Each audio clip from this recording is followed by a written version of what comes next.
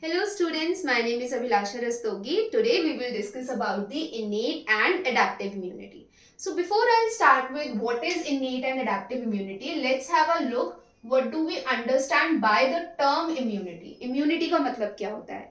Immunity का मतलब होता है किसी भी host organism की ability to fight against the disease or to fight against the invading pathogen. So it is the ability of host organism to fight against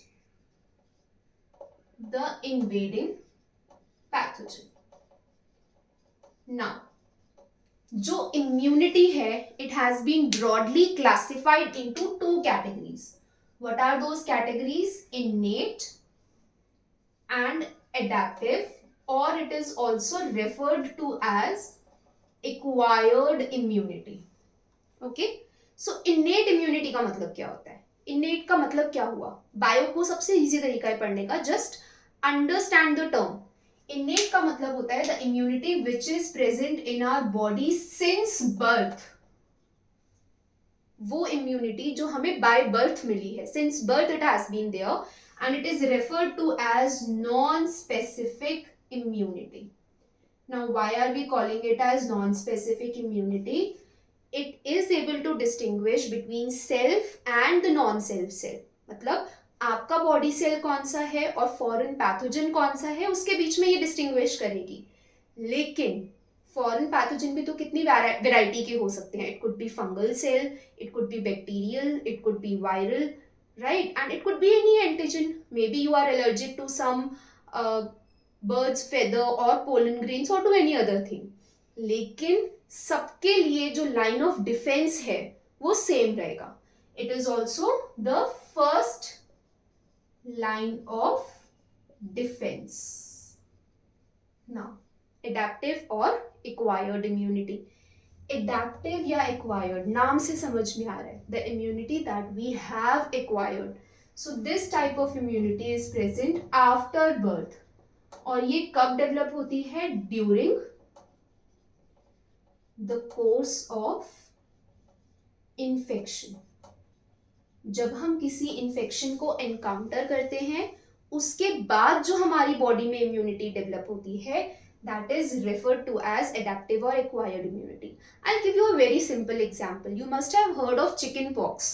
और एक बहुत इजी सी थिंग हम लोग नॉर्मली अपनी लाइफ में सुनते हैं कि एक बार किसी को चिकन पॉक्स हो गया दोबारा नहीं होगा. Why are we saying that? Because हमारी बॉडी ने उस डिजीज के अगेंस्ट एंटीबॉडीज डेवलप कर ली हैं.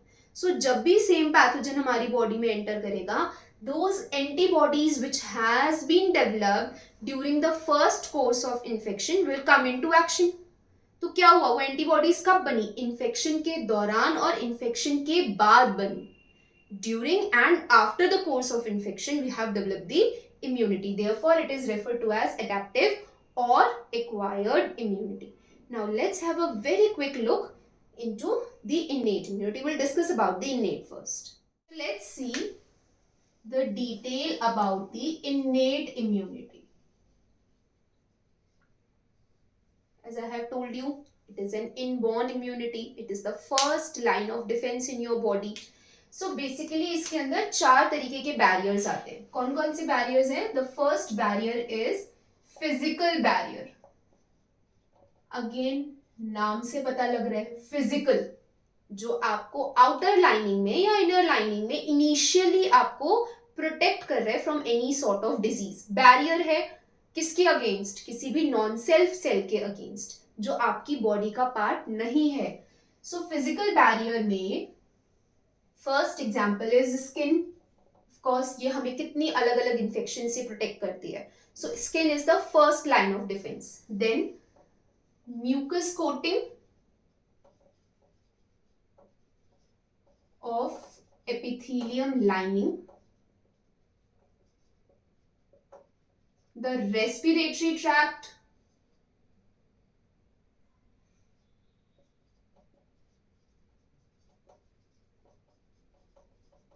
digestive tract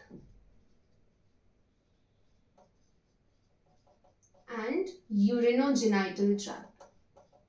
So what does it mean? It means कि इन organs में mucus lining होती है. So what are they doing? They are trapping the invading pathogens or the non-self cells there only. Second जो आपका part है barrier का, innate immunity का जो second पार्ट है, that is the physiological barrier. Again देखो नाम से ही पता लग रहा है फिजियोलॉजिकल, फिजियोलॉजी में क्या आएगा? सिक्रीशंस, बॉडी के सिक्रीशंस जहां पे इन्वॉल्व है. तो सबसे पहले तो आपके पास माउथ ही है. माउथ में क्या है? Salivary glands. सलाइवरी ग्लैंड से क्या रिलीज हो रहा है? Saliva. Then you have lacrimal glands. Eyes में क्या होते हैं? लेक्राइमल ग्लैंड्स होते हैं. ये लेक्राइमल ग्लैंड्स क्या सिक्रीट कर रहे हैं? They are secreting tears. Last but not the least, आपके पास gastric glands भी हैं.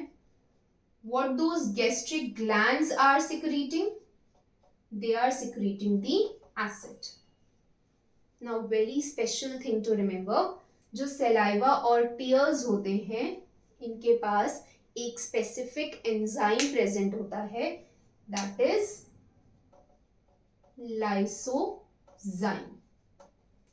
ओके, लाइसोजाइम प्रेजेंट होता है जो किसी भी इन्वेडिंग पैथोजन के अगेंस्ट फाइट बैक करता है.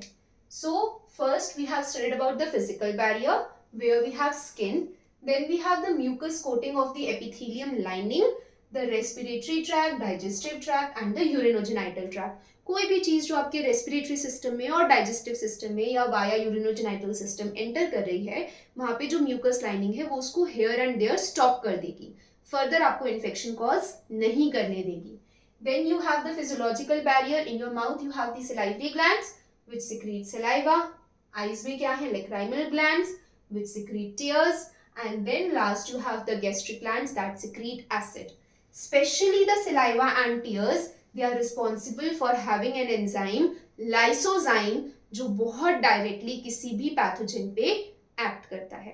There are two other barriers. They are cellular barriers and cytokine barriers. So let's have a look at. So let's have a look at the third type of barrier, that is the cytokine barrier. So cytokine barrier में क्या होता है? Basically यहाँ पर एक virally infected cell होता है. ऐसा सेल जिसमें वायरस इन्फेक्शन हो चुका है, वायरली इन्फेक्टेड सेल. ये सेल एक स्पेशल टाइप ऑफ प्रोटीन बनाता है जिसे आप इंटरफेरॉन कहते हो. It's a special type of protein synthesized by the virally infected cell. ये एक स्पेशल प्रोटीन है. ये क्या करेगा? ये प्रोटेक्शन प्रोवाइड करेगा to the uninfected cells.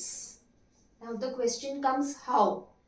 Every time whenever you are studying biology, हमेशा एक चीज याद रखना, रटना नहीं है, क्वेश्चन करना है क्यों हो रहा है ऐसा, why is it happening और how is it happening. So कैसे प्रोटेक्शन प्रोवाइड करेगा? ये स्टिम्युलेट करता है अनइन्फेक्टेड सेल्स को. किस चीज के लिए? To synthesize enzymes. कैसे एंजाइम्स? ऐसे एंजाइम्स जो आगे जाके वो प्रोटीन्स जो नेसेसरी है, लिसन वेरी केयरफुली, वो प्रोटीन्स जो नेसेसरी हैं for the replication of the virus, उनकी सिंथेसिस को इनहिबिट करेगा. सो हम इनहिबिट के साइन को एक क्रॉस से रिप्रेजेंट कर रहे हैं. ये एंजाइम क्या कर रहा है? ये इनहिबिट कर रहा है synthesis of the proteins necessary for viral replication. I repeat, it's a very simple process. क्या हो रहा है? साइटोकाइन बैरियर में जो वायरली इन्फेक्टेड सेल्स हैं वो एक स्पेशल टाइप ऑफ प्रोटीन बना रहे हैं, इंटरफेरॉन, जो अनइन्फेक्टेड सेल्स को प्रोटेक्शन प्रोवाइड कर रहा है. कैसे? ये स्टिम्युलेट कर रहा है सिंथेसिस ऐसे एंजाइम्स की जो इनहिबिट करेंगे उन प्रोटीन्स को जो कि नेसेसरी है for the viral replication. Viruses और बनेंगे नहीं तो और इन्फेक्शन फर्दर स्प्रेड नहीं होगा. Now the last type of barrier is the cellular barrier. नाम से समझ में आ रहा है, सेल्यूलर बैरियर, सेल्स इन्वॉल्व होंगे।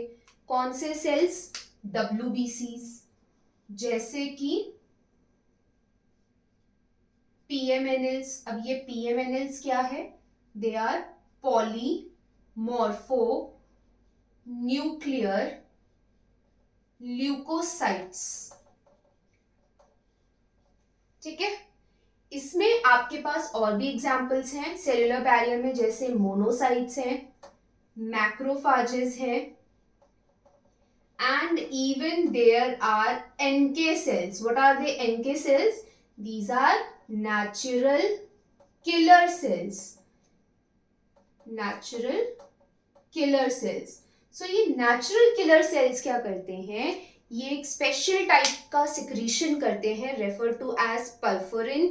वो परफोरिन पोर्स क्रिएट करता है, किसमें? इन्वेडिंग पैथोजन में या फॉरेन सेल्स में। उन पोर्स से जो भी वाटर है वो उस फॉरेन सेल या इन्वेडिंग पैथोजन में एंटर करेगा, जिसकी वजह से उस सेल की लाइसिस हो जाएगी and the cell will die. That's how the natural killer cells work. So today we have discussed about what is immunity. We have classified it into two broader classifications: innate and adaptive or acquired immunity.